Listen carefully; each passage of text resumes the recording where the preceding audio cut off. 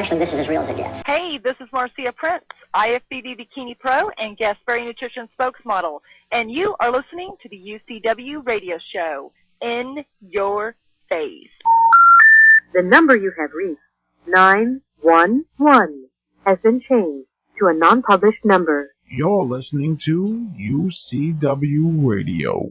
In your face. All right, welcome to the UCW Radio Show, and we're here with another great guest that we have waiting in the wings to come on the show. I love doing my show because I'm able to bring on some amazing people, and our next guest is one of those amazing people, and she's done everything in entertainment, and she's nowhere near being done. She's been, from modeling to acting to producing and so on and so forth to even the music industry. And I look forward to you as listeners hearing her story, because if ever you wanted to get inspired by a person as they go through their lives, and if you needed that, well, this is a show that you need to listen to. Okay, now, without further ado, I want to bring on model, actress, producer, and recording artist, Amy Weber. Amy, welcome to the UCW Radio Show. Thank you so much. Oh, thank you for coming on. You're interesting, without a doubt. You're like, you're kind of like you're trying to take over Hollywood, I think. I'm like a quadruple force or something. You know what? I just really love everything that I do, and I just feel like there's just no reason to put limits on yourself. And if you have a desire to do something and a passion, that you really should just go for it. Well, and that's what you've been doing. And before we even go any further, I want to thank you for coming on the show this morning, just so our listeners understand that Amy is taking time out. It's a twin's birthday today, so happy birthday to them. And she's taking time out to spend some time with us this morning before she gets into busy mode. So I appreciate it.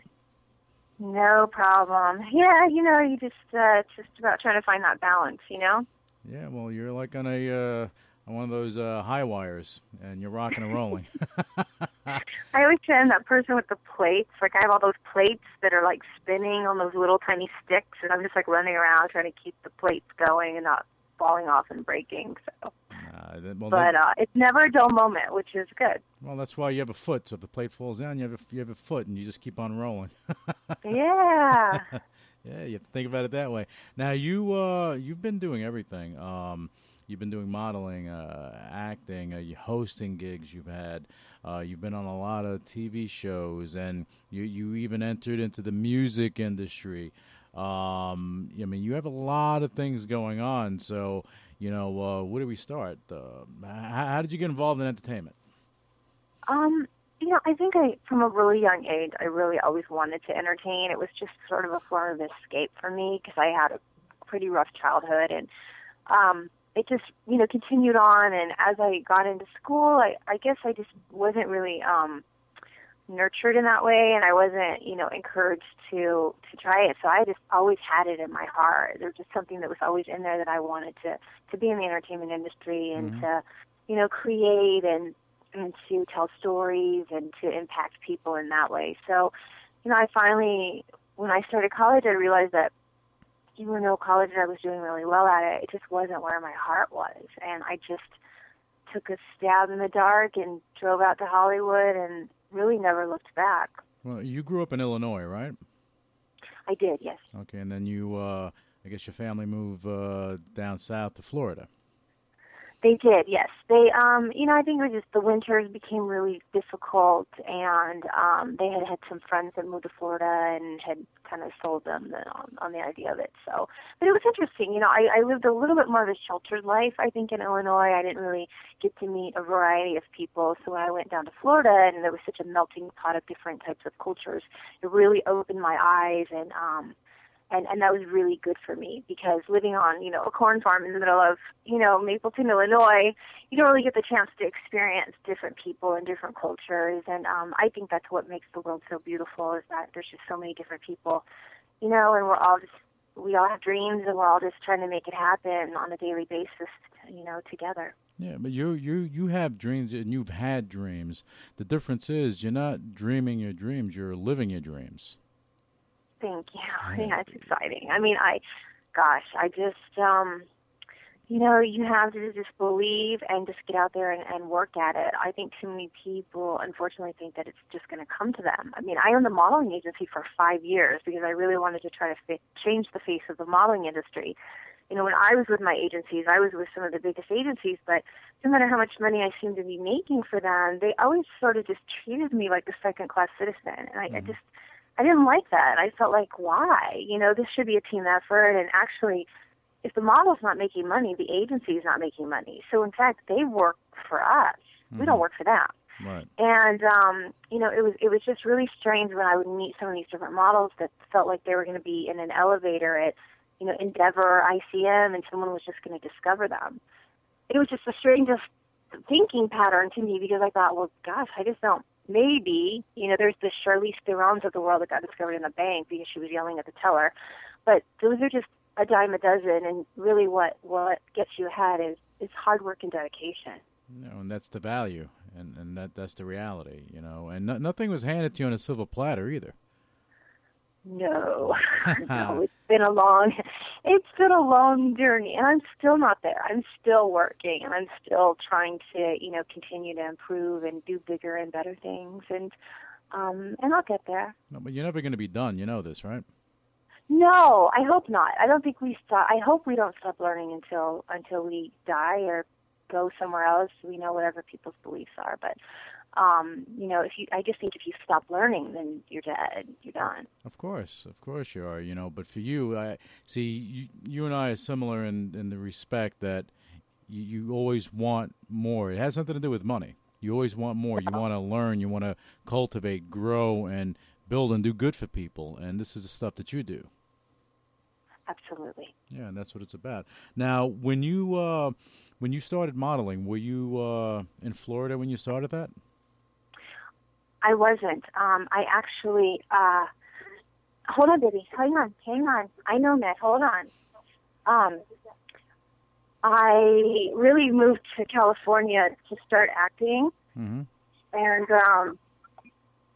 in order to really just pursue that, sorry, my child is calling. No, they want to get. They want to come on the show. They want mommy. I know. They want to be on the show. Yeah, she's starting early. In order to pay my bills, modeling was just something that came along and afforded me the opportunity to just be able to go into auditions and not feel like I was just dying to get that job in order to pay my rent and my mortgage. So it was really just sort of my 9 to 5 modeling was, and it's been great to me. I mean, it's been very tough because I'm not 5'9", and I'm not your average model, but I think my persistence and hopefully my charm got me through, and people would say, we'd rather work with you, someone that has a smile on their face all day long, than someone who's 5'11" and sort of like a sourpuss and makes the day really long and hard. I've spoken to a lot of directors over the years, and the one thing that they appreciate is working with someone that's easy to work with. Yes, because we all know that this business, and any business, whether it's the wrestling business, the modeling business, the acting business, even the business world, if you have people that you're around that are just kind of have that negative energy, it really makes for a long, uncomfortable day. Yeah, no, without question. And I just want to just roll back a little bit. When you were in Florida, you just got in your car and you just went to L.A. with a couple of shekels in your pocket, looking to fulfill your dream. I did. I didn't know anyone in California. I didn't know where I was going to stay. I just knew that I would rather just take this chance and jump in with both feet than to live with, regret the rest of my life, wondering if I could have ever had made it happen. Yeah, you never wanted to be that 60 or 70-year-old person looking in the mirror saying, "Wow, what happened to me?" I know, because then you know what? You just become kind of bitter and like resent. You know, it's just I'm so happy when other people succeed, and I'm genuinely happy. I don't have like a jealous bone in my body, because I feel like when people are succeeding, it just shows the potential that there is a chance for success for everybody. You know, that makes me really happy when people are succeeding and making their dreams come true. So yes, I couldn't imagine living a life that I didn't feel that sort of fulfillment.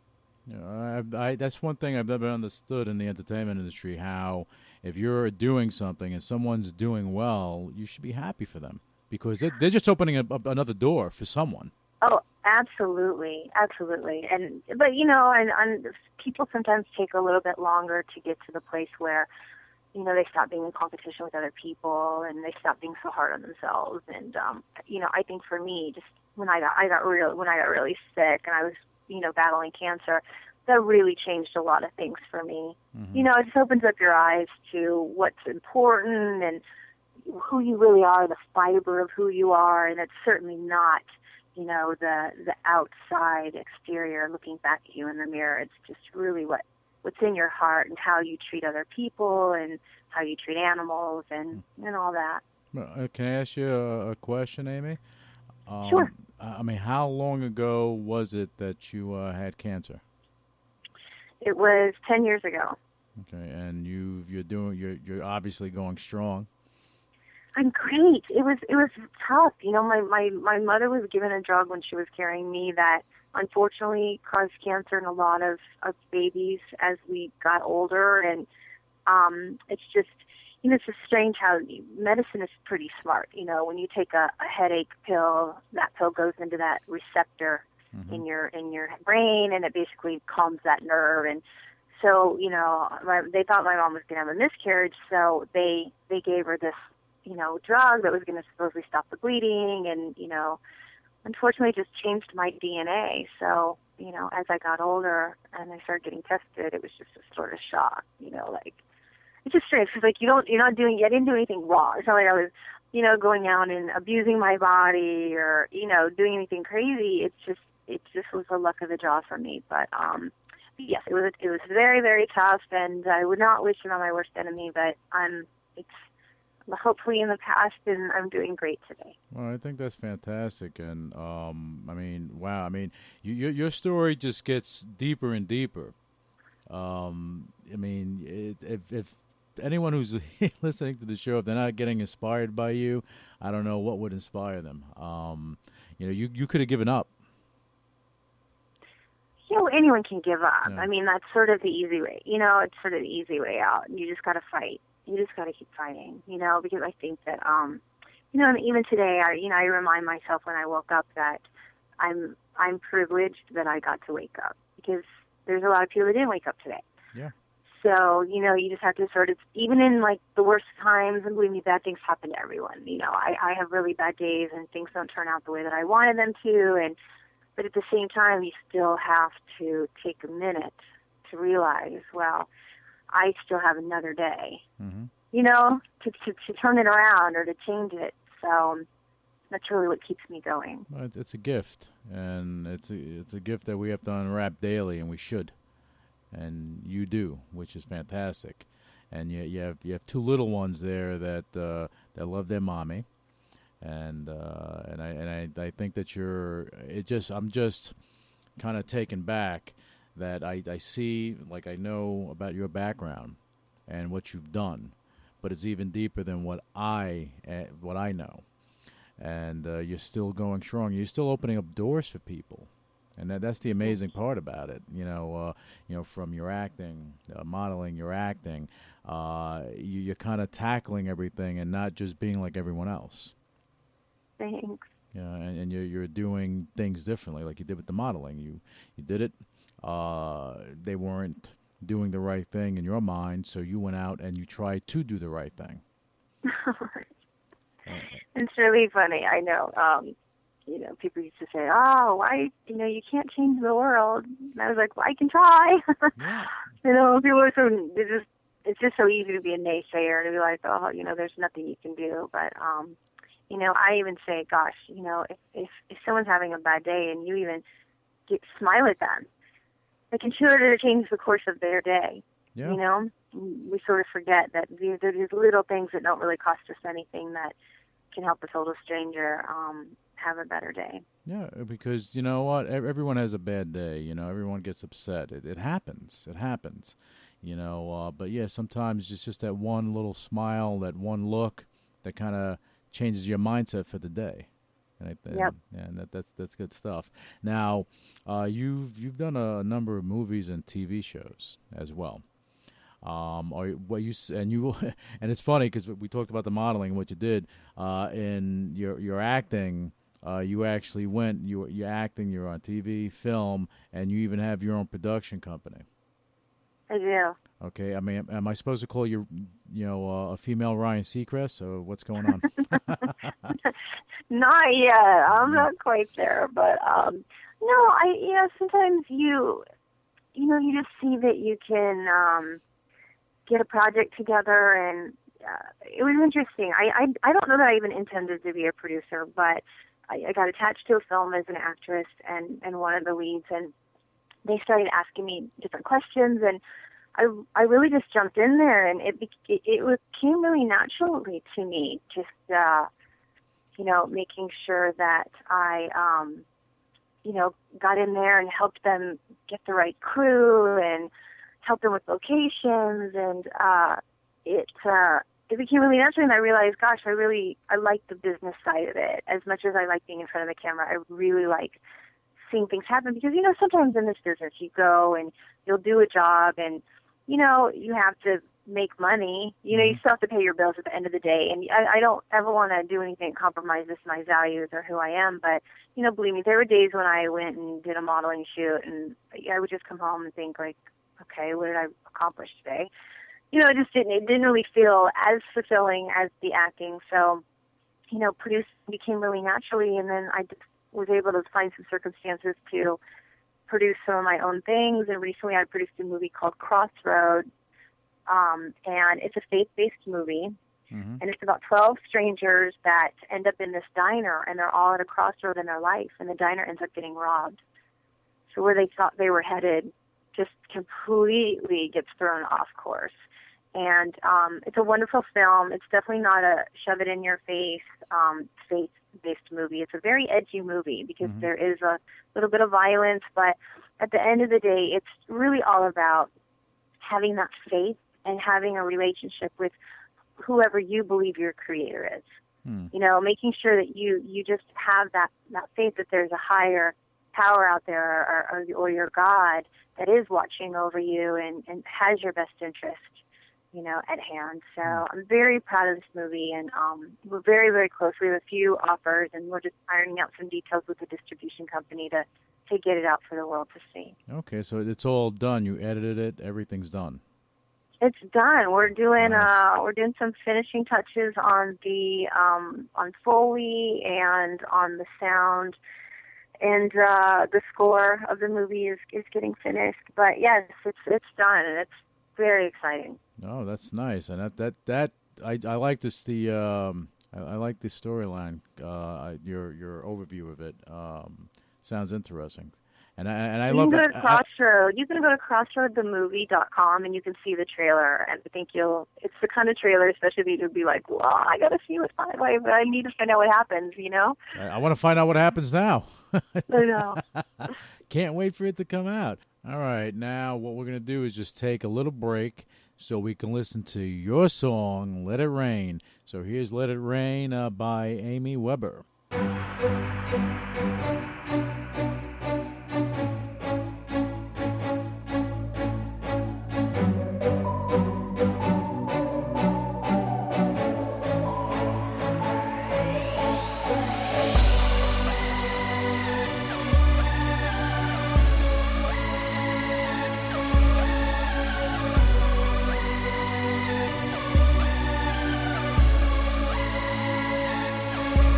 Don't let go, my head.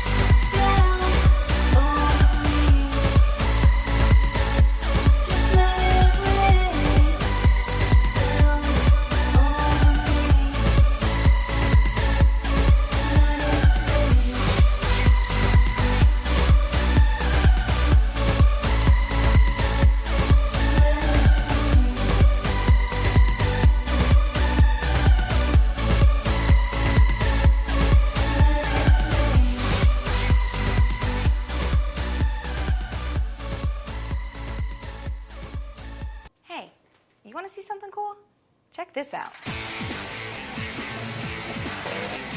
My name's Anitra, and I'm gonna rock your world.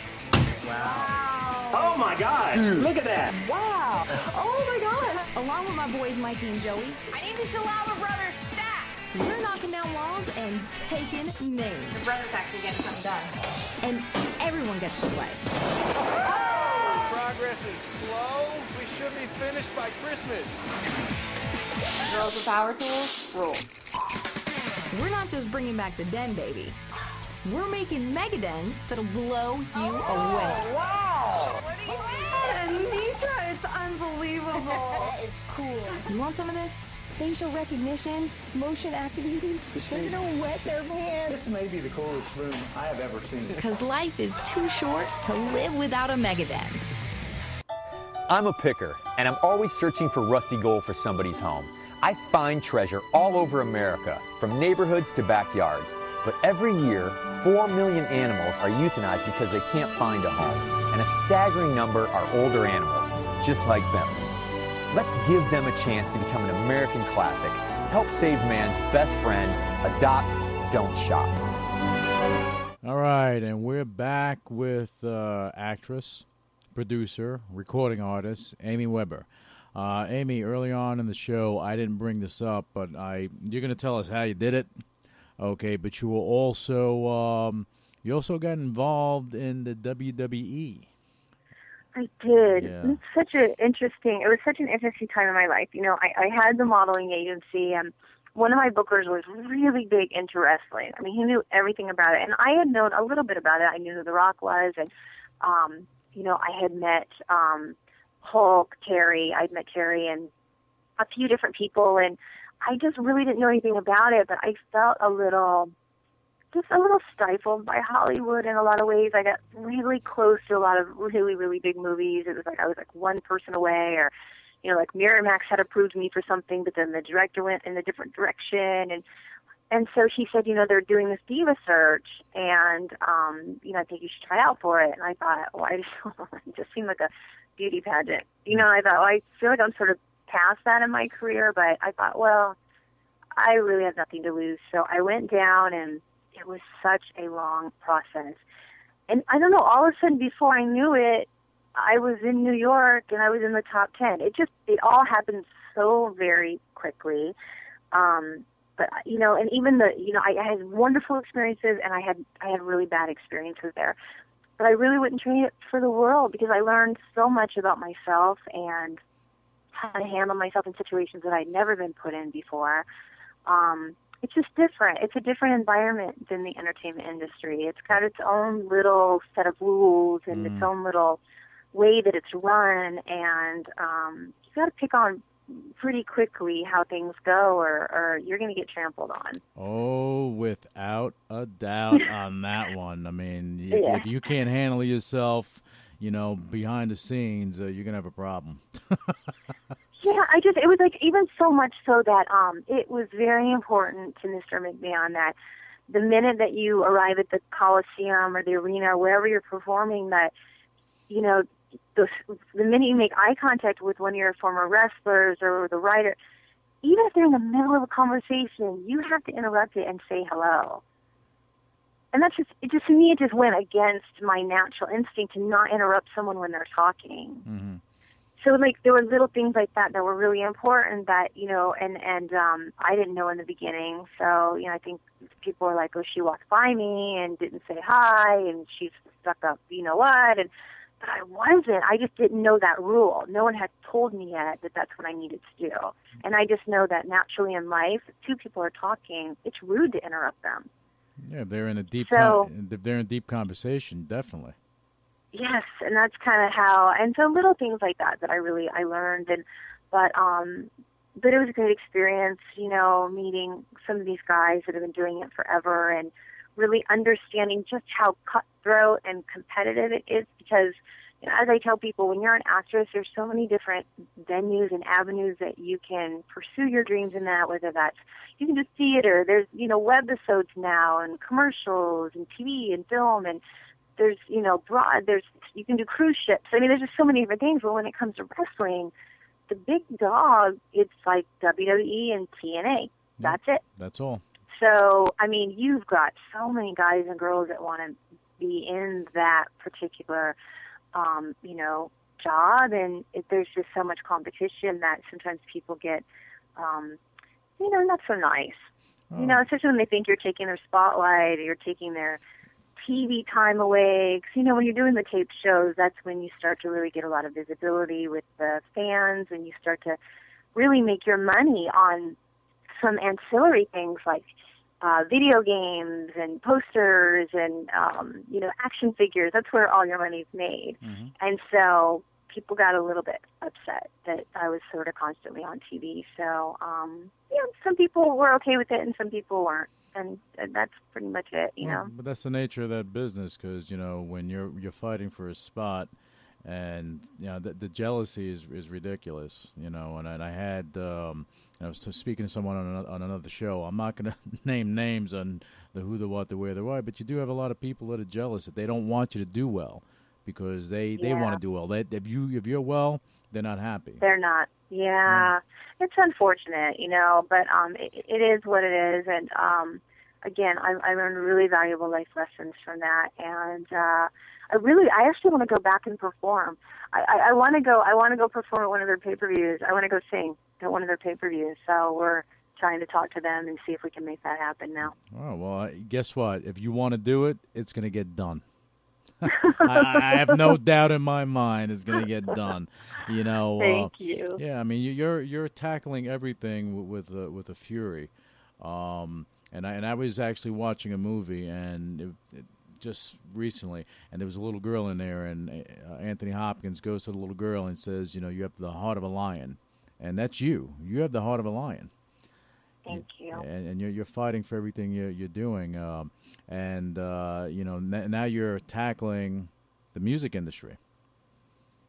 Okay. Yeah, it's great. It's so exciting. The single it went number 4 on the Billboard Breakout charts, and we were I was serious, like, oh my gosh, then to hear your song playing on like Sirius BPM radio, it's just great. This is something I was performing when I was, 13, 14, 15 years old. I was out there performing, and I sort of just had to tuck that dream away because I got really busy with the acting and the modeling, and then I started thinking, maybe it's past the time for me to try to do this, and then I said, oh, that's just not the way I think. You can't. And just went out there, and I have a great label that's behind me that releases through Universal Music, and it's doing really well, and I'm so excited about this song and just the fact that I got to go in and co-write it and that people are embracing it, and I just got my physical CDs, so I'll be able to sell those now. But it's just great. It's great fun. I love it. I think there's nothing like music. I don't know what it is, I hear these birds singing right now. It's just music changes everything for me. I can be in the worst mood ever, and I put in a great upbeat song, and I just, even when my kids were born, they were early, and that was just so hard for me. And this song by Beyonce called Halo, it was just a strange, it used to play every time I would head back to the hospital because I was with them every second that the hospital would let me be near their bedside, while they were, recovering from being born early. And it just gave me the strength to get through another day of seeing my kids with tubes and, IVs and just these tiny little kids. And, you feel like you messed up somehow by having them early. And unfortunately, the cancer is really what did it. Mm-hmm. But because my body just couldn't hold 2 kids for very long, and I got them to as long as I could. And of course, they're wonderful now. They have no effects, and they were born with holes in their hearts and all these things. And oh, wow. They're amazing now. You would never know. They thought my daughter was going to have cerebral palsy, and they kept waiting to call it and waiting. And I was like, no, I know it's not going to happen. And she just is the smartest, prettiest little. She's just incredible, And every morning she's like, "Mommy, you're my favorite thing in the whole wide world." It just kills you. They just come home and they're like, "Mommy," and they run at top speed, nothing in their way, and just throw themselves into your arms with reckless abandon. It's just amazing. So music is it's always been in me, and I'm just so happy and proud that I was able to get it out and that people are embracing it and being so sweet to me about it. And so many different, Billboard people and DJs are playing it in the clubs, and yeah, it's just overwhelmingly exciting. Well, I mean, you're an amazing person, Amy. You definitely are an amazing person, and your kids. I mean, your situation with your kids. Yeah, it's like you've taken every bullet that life can throw at you. My God, and you're smiling, and you have a big smile on your face. Yeah. And you're going forward, and you have your kids are 3 now, and you have your beautiful kids, and that's your life. But what I see is that your kids growing, when they get older, the example that you're setting for them is going to just make them into the best people that you want them to be. I hope so. I want them to have everything I didn't have. I need them to know every day that they're loved and they're safe and that they're not going to be hurt. That they can do anything they want. I want them to have that encouragement, everything I didn't have, the hugs and I want them to always know, like, I don't want them to fear for their lives, like I did. I feared for my life every day. I don't ever want my kids to feel like they're anything but safe. And yes, the world can be bad and it can be ugly, but they need to know that, in their home, they will always be safe. They will always be encouraged to try anything that they want to try, and we will always be there for them, no matter what it is. I don't care what it is. I don't care what my son wants to do or my daughter wants to do. Mm-hmm. I would never push them into anything. We try everything with the kids, whether it's soccer, music, or dance. If he just wants to read books, I'll read every book that we own. It's important that kids know that they have that self-confidence to go out into the world and be the best that they can be, and that starts at home. Yeah, no, without question, that starts at home, and you provide that environment for them. Now, I just want to ask you a question, because you said that you were in fear of your life, every day when you were younger. Do you mind if we expand on that? Yeah, unfortunately, I had a incredibly alcoholic father who was so abusive. Like, I should have been taken from the home. Child services should have taken me if they knew what was happening. And unfortunately, my mother just didn't protect me. It's the strangest thing, because if anyone ever tried to hurt my kid, I know that I could, with my bare hands, like, with their head off. I just know in me. I just had that, and I just feel like mothers innately just have that. And for some reason, it was more important to make sure that he was happy than to protect, her kids. It's odd. Yeah. Unfortunately, I don't speak with them anymore. I had to divorce from that many years ago. I tried very hard to have some sort of a healthy relationship, and I tried every road there was. I tried the high road. Mm-hmm. I think that everyone makes mistakes. Sure. And people do things that they probably regret. But I think that you have to take accountability for what you did, and you need to apologize, and you need to try to make amends for it. And when people aren't willing to do that, that's when I have a hard time with it. When people say, well, it was so long ago, how could that even be affecting you? It's like, well, let me tell you something. When kids are really little, when they're 4 and they're 5 and they're 6, you know what I mean? And they're getting, like, their bones are getting broken and they're always at the hospital. When these things are happening, it's like that's when you're forming your personality and you're forming your sense of self. That's what's happening in these years. And when you have no, like, confidence, no one's encouraging, no one's hugging you, and you're just always in fear, that's going to affect you as an adult. Oh, And it just took years and years of working through, knowing, like, I didn't do anything to deserve it. Just like so many different things. So, it's an unfortunate situation. But I think that family is what you make. Mm-hmm. I have a great family now. My friends are my family. And that's all I need. You know, do I wish? Yes. Do I still wish that I had, you know, a mom that could have helped me through a very, very difficult pregnancy and could be a great, yes. I wish that for everybody, but unfortunately in my life, I'm not going to get that, and I had to come to terms with that, and I'm okay with it now.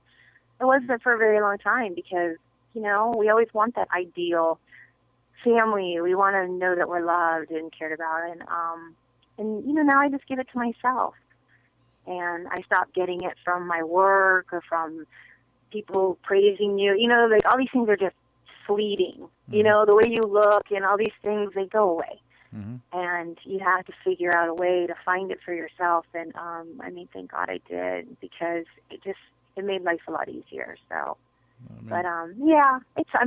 It sucks at the end of the day. But hey, I survived it. I'm a survivor, and I just, again, it's that old adage that, you know, God doesn't give you anything that you can't handle. And I used to try to tell myself when I was little, I was like, well, I must be really special because He's given me a lot. A lot. But yeah, I'm good. You know, life is wonderful. And again, it's not, I never want to paint to the world like, oh, everything's perfect. It's not. I have things that happen to me like everyone else does. You know, I go to make eggs and they fall on the ground and then there's no more eggs, and you know, there's just things that happen, or you know, but we all get through it, and moving forward is the most important thing. It doesn't matter, as long as you're moving in some way, just gotta move forward. No, and you have kids, so you know, to your parents' situation, if you don't have a healthy situation going on there, you're not doing any favors to your children at all. No. Yeah, you don't want to repeat those. You don't want to keep repeating those patterns and, you know, carry that forward. It was a very big fear of mine. I mean, it was a very big fear. When my kids first came, I really was like, I'm not good enough for these kids. They are the most special miracle kids in the world, and they deserve someone better than me. It was this weird period I went through that it wasn't, you know, I think some people have postpartum depression and they are just like, oh, I hate these kids. And for me, it was just such the opposite. It was just this sort of weird, like, oh my gosh, you know, I don't know that I am a good enough person to deserve these amazing kids. But you know, you work through it. I worked through it and talked to a lot of people about it. And, you know, finally got to a place where it's like, no, I'm a wonderful mom, and I still make mistakes, and I'm making it twice over because I have two at the same time. But, you know, my kids are super happy, and they say please and thank you, and they're gracious, and they're sharing on most days, and that's, you know, they're beautiful, but most importantly, they're very lovely. They're very kind to animals. If someone's sad, they say, oh, mommy, the dog looks sad. I think she needs a hug. They're very empathetic. And I wanted to really instill that empathy that I have in them. That was important. So as they were growing up, I said, this person look happy or sad? They look happy. Well, that's good. What about this? Oh, they look sad. What do we say when someone's sad? They would go and go, it's okay. Don't be sad. You know, like, I just want them. You know, even at 2 years old, they were doing this. So I've worked really hard to make sure that they're kind-hearted people. No, I think you're doing an amazing job. Actually, I don't think I know. And I'm gonna, you know, revert back to when you were in Florida for a minute. Was there someone in your life that actually gave you the strength, or that you were able to talk to, that kind of put you in a position of getting in your car and going to California? You know, there were people along the way that kind of mentored. I worked for a doctor for a while, and he was writing a book, and he had a whole library, so I was really doing a lot of data entry and stuff, and, you know, he always made me feel like I was a special person, but not really. I mean, I think I lost myself in movies, and I lost myself in books, and I think that by being able to daydream and play pretend and stuff, that really kind of got me through a lot of things. I think that's why I just love books and movies so much. They're such a part of my world. And, I want them to be a part of my kids' worlds now too. I think you're on the path of making all that happen. You, as I said before, you're an amazing person, and you're so humble. Because I've come across people that have done 25% of what you've done, and the ego is through the roof. No, that's not good. No, that's definitely not good. But welcome to Hollywood. I know. You know what? I've dealt with them too. I don't understand it. I don't think I'll ever understand it. But I guess that's just the path that they're on right now. And hopefully one day they come to their senses. I've been on sets where people were, the stars of their show, and I was reoccurring or guest starring, and they just, thought they were just the best thing since apple pie. It's like, okay, if you need to talk down to me, it's just interesting. I think that unfortunately it just comes from a lot of insecurity that people haven't quite tackled yet when they're not so nice about things. But I have to say that most of the most successful people that I've ever come encounter with or worked with are the nicest. It's just so sort of like B, C level, people that are still just sort of trying to claw their way, that have all those insecurities. I mean, I'm sure there's some A-listers that are like, bleep holes. But I think for the most part, I think people, you like your Tom Hanks and, your Will Smith and people like that, they're actually really kind people. I think to have true success, and the most successful people that I've seen in Hollywood aren't, the arrogant ones. They're the ones that actually, embrace their craft, but also open up doors. And I keep going to opening up doors, but that's what it is, and that's what you're doing too. You're in that same realm. Yeah, because you know what? You don't. It's just really strange when people they want the fame so badly. They just want that. When they want that fame, that recognition, and they're not really wanting to put the work into it, and then it's because they want that fame because they're insecure. Because they want to feel like I'm special, I'm someone, people like me, and that's like when that's your driving force, is that you'll do any reality show, you'll do any whatever just to like try to get back out there. That's just always going to breed more insecurity because, gosh, those things don't last very long. That's true, and they have the love me, love me, love me syndrome. Yeah, but you have to love yourself first. You do. I mean, you have to be lovable, and that comes from loving yourself and just accepting yourself. I always say there is no such thing as perfect, but you can try to be the best you that there is, and I think that's the key. Well, that's been the key for me.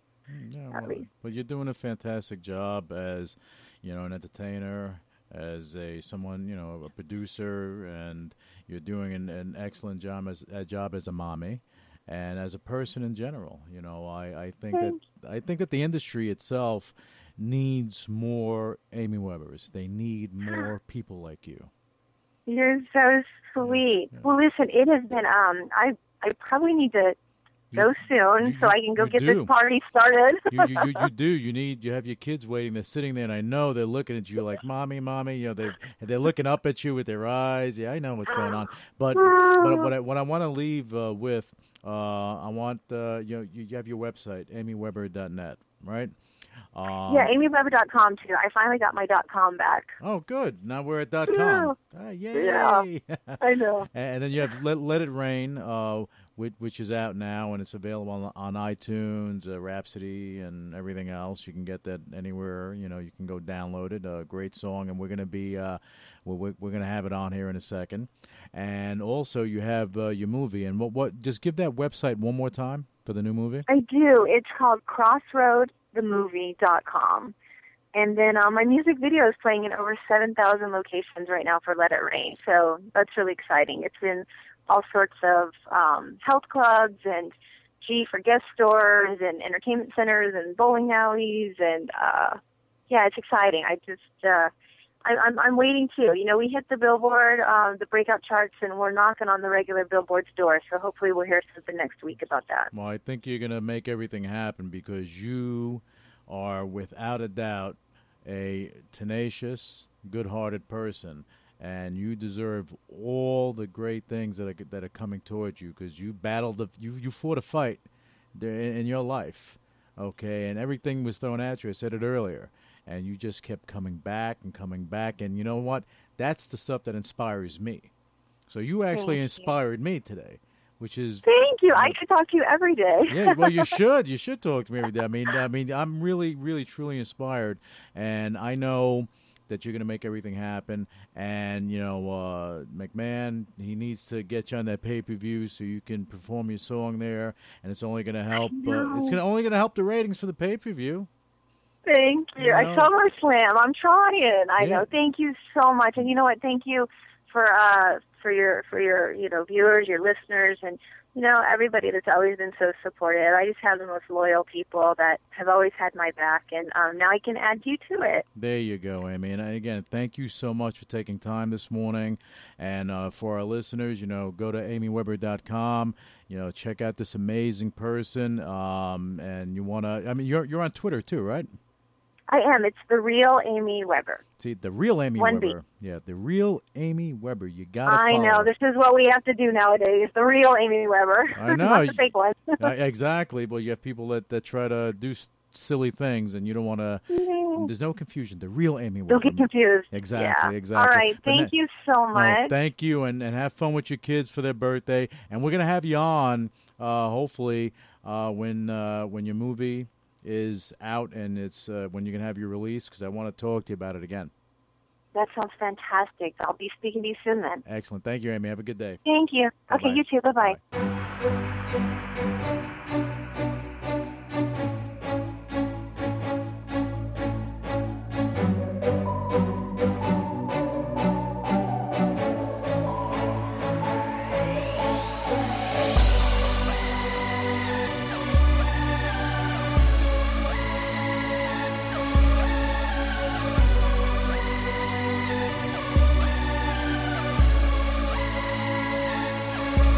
Don't let go.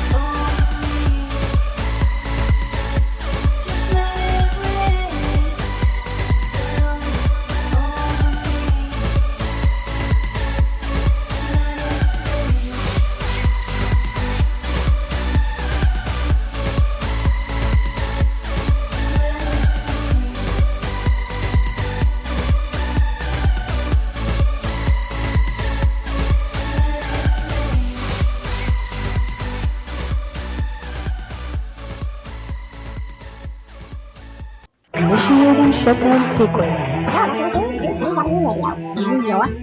What is your major malfunction? So let it be written. So let it be done. Ladies and gentlemen, my mother thanks you, my father thanks you, my sister thanks you, and I thank you.